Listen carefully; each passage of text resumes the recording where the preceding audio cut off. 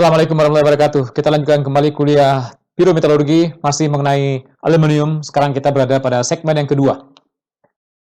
Sebelum kita melihat mengenai proses produksi aluminium ini, kita lihat terlebih dahulu bahan bakunya.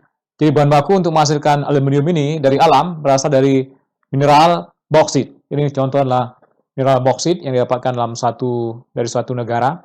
Tapi mineral boksit ini juga banyak terdapat di Indonesia. Ini contoh yang ada di Indonesia ya, seperti ini sumbernya dari PT Antam. Jadi seperti ini mineral boksit yang kita punya di sini di Indonesia. Boksit itu mengandung mineral gipsit atau AlOH 3 kali atau bumit, gamma AlOOH atau diaspor alfa AlOOH. Selain itu juga di situ terdapat besi. Besi ini yang harus dipisahkan terlebih dahulu dan juga silika yang harus dipisahkan terlebih dahulu. Pada proses yang pertama bagaimana menghasilkan alumina dari boksit. Ini contoh adalah proses penambangan dari biji boksit ini.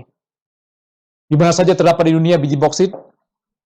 Di Indonesia tentu saja di sini Anda lihat di Sumatera. Ya, dari dulu kita pernah belajar waktu kecil ya, mungkin boksit atau penghasil boksit di Indonesia adalah salah satunya adalah Pulau Bintan yang berada di daerah Kepulauan Riau. Hari ini juga masih ada di daerah Karimun dan sekitarnya juga masih mengandung boksit. Selain itu juga terdapat banyak di Kalimantan Barat. Jadi ini dua daerah yang mengandung boksit di Indonesia. Di dunia di tempat lain tentu saja tersebar.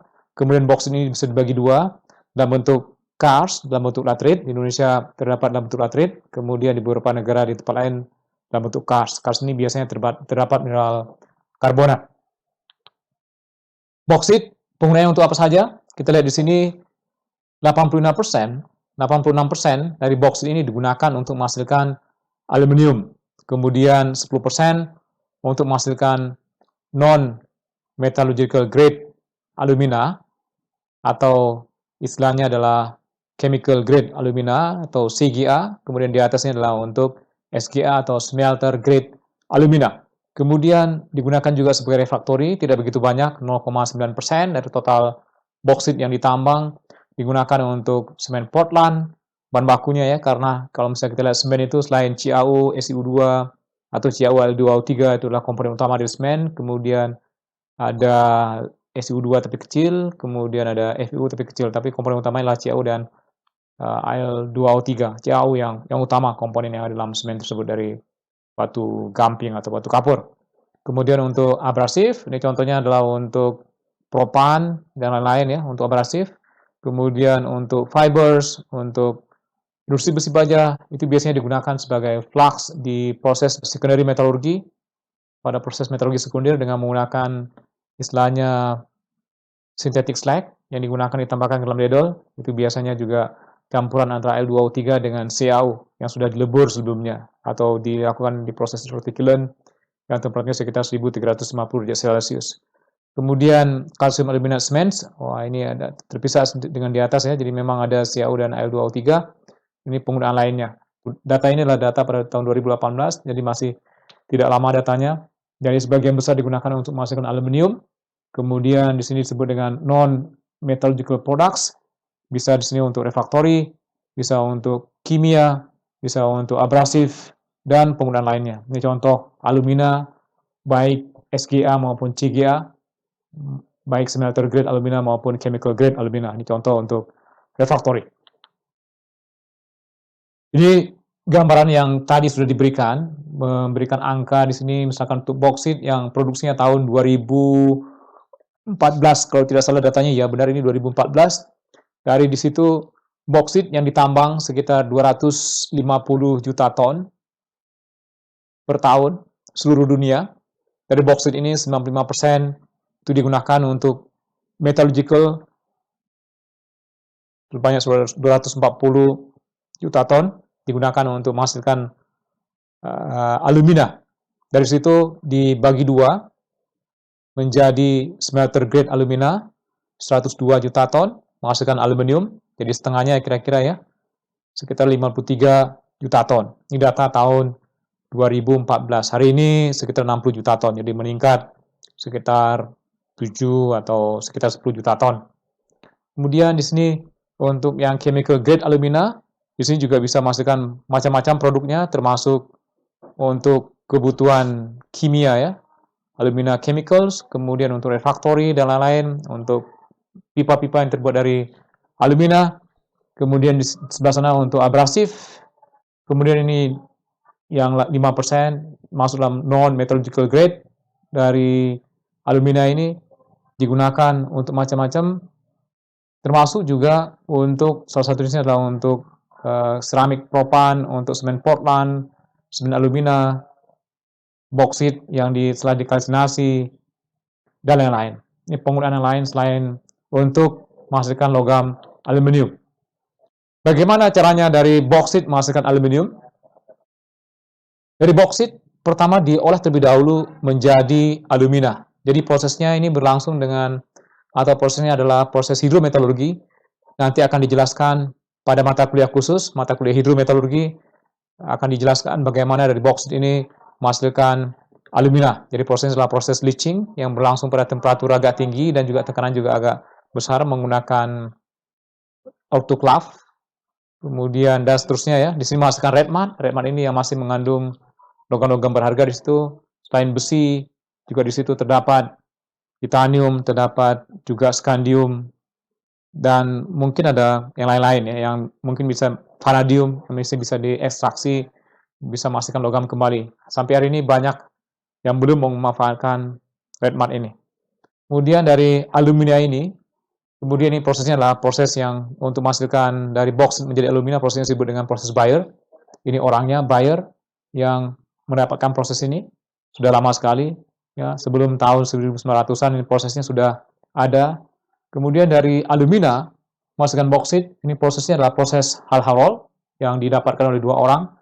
Yang ini namanya Hall, James Hall, kemudian satu lagi adalah Héroult di tahun 1880-an mematenkan proses ini, bagaimana dari alumina bisa diubah menjadi aluminium. Tentu saja sebelum ada proses ini, proses Hall-Héroult ini belum bisa orang menghasilkan aluminium dalam skala komersial. Ya, sekali lagi, ini bahan bakunya dalam bentuk boksit, kemudian dihasilkan alumina, dari sini menghasilkan red mud, kemudian dari alumina menghasilkan aluminium. Kalau misalnya kita lihat neraca material secara singkat, di sini butuh, ada yang mengatakan 4, tergantung kadar dari alumina yang terdapat dalam boksit. Ada yang mengatakan kebutuhannya adalah sekitar 4, ada yang mengatakan sekitar 5, atau rata-rata kita katakan adalah sekitar 5 ton. Untuk menghasilkan 1 ton aluminium, itu dibutuhkan 5 ton boksit. Ini butuh material-material lain ya untuk proses yang dibutuhkan di proses pelindian ini untuk menghasilkan alumina. Alumina yang dihasilkan sekitar 2 ton. Jadi ini 5 ton, menghasilkan 2 ton alumina. Dari 2 ton alumina ini menghasilkan aluminium 1 ton. Di sini tentu saja butuh energi listrik, butuh grafit, baik untuk anoda, kemudian juga untuk katoda juga terbuat dari grafit, walaupun tidak consumable. Yang consumable adalah yang anoda ini kebutuhan anodanya, kemudian dibutuhkan kriolit dan juga AlF3. Kita akan lihat detail nanti proses untuk membuat dari alumina menghasilkan aluminium. Di situasi dunia hari ini, produksi alumina dan juga aluminium. Jadi kalau misalnya kita data sebelumnya, ini adalah data produksi alumina tahun 2019. Jadi sekitar 132,9 juta ton alumina yang dihasilkan di dunia. Siapa negara yang menghasilkan alumina yang paling besar? China. Jadi kalau misalnya dari sini, China adalah nomor 1 penghasil alumina. Kemudian sini ada Australia, ada Brasilia, ada India. Indonesia ada, tapi porsinya sangat kecil di sini, yang 0,75% dari produksi dari alumina dunia. Kemudian dari alumina ini digunakan sebagai bahan baku untuk menghasilkan aluminium, atau selain untuk menghasilkan smelter grade alumina, juga dihasilkan chemical grade alumina. Jadi inilah porsi dari chemical grade alumina. Ini adalah chemical grade alumina yang digunakan untuk industri kimia. Ini adalah alumina yang dihasilkan dunia. Jadi persentase dari chemical grade alumina lebih kecil dibandingkan dengan smelter grade alumina. Jadi kurang dari 5% ini digunakan untuk menghasilkan chemical grade alumina. Kemudian dari alumina ini yang smelter grade alumina digunakan sebagai bahan baku untuk menghasilkan aluminium. Ini adalah jumlah aluminium yang dihasilkan pada tahun 2019, 63,7 juta ton. China sekali lagi adalah negara penghasil nomor 1 aluminium di dunia. lebih dari 50%, kemudian diikuti oleh India, ada Rusia, Kanada, Uni Emirat Arab, UEA ya, Uni Emirat Arab, kemudian di sini ada Australia, dan negara-negara lainnya. Indonesia ada tapi kecil sekali jadi tidak begitu terlihat di situ. Kemudian di sini informasi mengenai yang tadi sudah disampaikan bahwa 5,1 ton boksit menghasilkan red mud 2 ton, kemudian menghasilkan alumina 1,93 ton. Alumina ini yang kemudian dibawa ke pabrik peleburan dari aluminium, menghasilkan aluminium dengan jumlah 1 ton untuk 5,1 ton boksit sebagai bahan bakunya. Nah, di sini diberikan informasi mengenai harga dari logam aluminium ini tahun 2015 sampai 2019 tahun lalu. Jadi harga dari aluminium ini sekitar 1.800 US dollar per ton. Kemudian harga dari alumina ini harganya 334 US dollar per ton. Ini contoh layout pabrik dan juga operasi pabrik di beberapa lokasi di Indonesia. Ini contoh di PT ICA. Kita bisa melihat dari Google Maps ya. Di datanya dari Google Maps Anda juga bisa melihat. Ini adalah pabrik untuk menghasilkan alumina. Mereka menghasilkan chemical grade alumina. Kemudian saya tidak tahu persis di daerah yang ini sepertinya tempat untuk red mud sepertinya ya. Kalau bukan di sini ya di sini tempat untuk red mud. Kalau tidak salah ya. Nanti mungkin harus dikonfirmasi ulang ke PT ICA. Kemudian berikutnya ini PT WHW, juga dua-duanya terdapat di Kalimantan Barat. Inilah pabrik untuk menghasilkan alumina dari tambang-tambang yang tentu saja berasal juga di daerah sekitar di pabrik ini. Kemudian ini adalah lokasi untuk penimbunan red mud.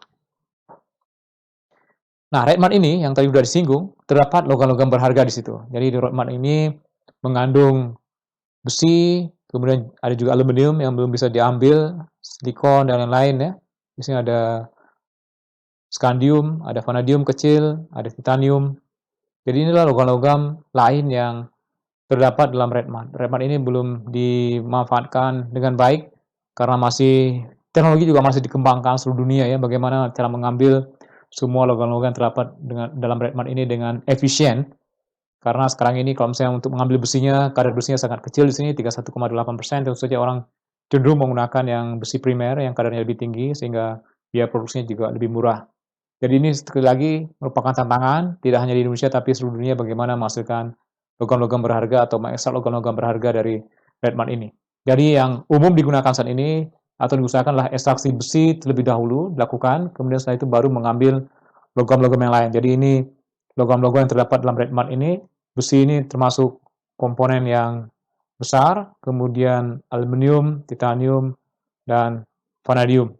Kemudian di sini harganya, tentu saja yang paling mahal di sini adalah skandium, diikuti oleh titanium dan juga aluminium. Jadi harga besi di situ kalau misalnya dilihat kecil harganya dibandingkan dengan harga-harga yang lain dengan menggunakan asumsi harga-harga masing-masing logam di sini dan juga dengan asumsi juga semua logam yang terdapat dalam red mud ini bisa diekstraksi 100%. Ini contoh pemanfaatan red mud yang terdapat di negara lain, di Indonesia juga masih belum dimanfaatkan. Ini masih tantangan tersendiri bagaimana menggunakan red mud ini baik untuk konstruksi, kemudian untuk mengambil materialnya menjadi material elektronik, kemudian untuk pigment, cat, karena di situ ada Fe2O3, mengambil Fe2O3 ya, warnanya merah, kemudian microfertilizer, kemudian ada logam-logam yang terdapat di dalamnya, mulai dari besi, aluminium, skandium, atau logam terang jarang yang lain, titanium, dan juga vanadium. Ini penggunaan-penggunaan yang lain dari red mud yang sudah diteliti di tempat lain. Karena red mud ini kalau misalnya tidak dimanfaatkan, itu akan menimbulkan biasanya permasalahan terhadap lingkungan. Ini contoh aktivitas yang sudah kami lakukan di Laboratorium Pyrometeorologi ITB pada tahun 2018. Ini ada Iqbal Zami yang melakukan penelitian ini. Bagaimana dari red mud, kemudian baik ditambahkan dengan bahan imbu atau tambahan bahan imbu, kemudian digunakan reduktor batu bara, setelah itu bisa mengambil besi. Jadi inilah besi yang terdapat dalam red mud yang bisa diekstraksi pada temperatur 1450 derajat Celcius. Jadi ini contoh besinya yang bisa diambil dari red mud. Kemudian sisanya dari slag dari material ini bisa digunakan untuk mengambil apakah skandium, vanadium, titanium, atau logam-logam lain yang biasanya menggunakan jalur hidrometalurgi. Selain proses Bayer, Proses lain yang sudah dikembangkan adalah proses Pedersen, 1920-an kalau tidak salah. Proses ini dikembangkan di Norwegia, kalau tidak salah ya. Ini saya harus baca kembali literaturnya. Ini prinsip dari proses Pedersen, tapi bukan menggunakan red mud bahan bakunya, biasanya menggunakan boksit bahan bakunya, tetapi red mud juga pada intinya bisa dengan menggunakan proses Pedersen ini untuk mengambil besi terlebih dahulu yang terdapat dalam red mud, kemudian sisanya itu menghasilkan grey mud. Dari grey mud ini lebih ramah lingkungan dibandingkan dengan red mud. Jadi kalau misalnya kita punya bahan bakunya boksit, proses ini sudah tidak beroperasi di dunia, terakhir beroperasi di tahun 1970-an karena sulit bersaing dengan proses Bayer, tapi proses ini kedepannya akan berkembang kembali pada saat orang susah mendapatkan alumina atau boksit dengan kadar aluminium yang tinggi. Jadi pada saat kasus seperti itu, begitu bahan bakunya silikanya tinggi terutama, kemudian besinya tinggi, begitu diolah dengan proses Bayer tidak begitu ekonomis, proses yang dikembangkan oleh Pedersen ini akan berkembang kembali. Ini proses yang kita lakukan di laboratorium, bagaimana dengan menggunakan proses Pedersen ini, ya, kita mengembangkan kembali proses ini, itu bisa mengambil besi, kemudian harapannya setelah besinya diambil di situ, ini produknya, produk sampingnya. Ini penelitiannya masih belum selesai ya, penelitian ini masih kami kaji terus-menerus, masih kami kembangkan di laboratorium. Intinya adalah bagaimana dari boksit yang kadarnya rendah, pertama besinya diambil, kemudian setelah itu baru diambil aluminanya. Jadi dibalik prosesnya, setelah itu menghasilkan grey mud atau menghasilkan produk samping yang lebih ramah lingkungan dibandingkan dengan red mud. Baik, itu mengenai boksit menjadi alumina yang merupakan bahan baku untuk proses pembuatan dari aluminium yang akan digunakan pada proses Hal-Héroult. Terima kasih atas perhatiannya. Assalamualaikum warahmatullahi wabarakatuh.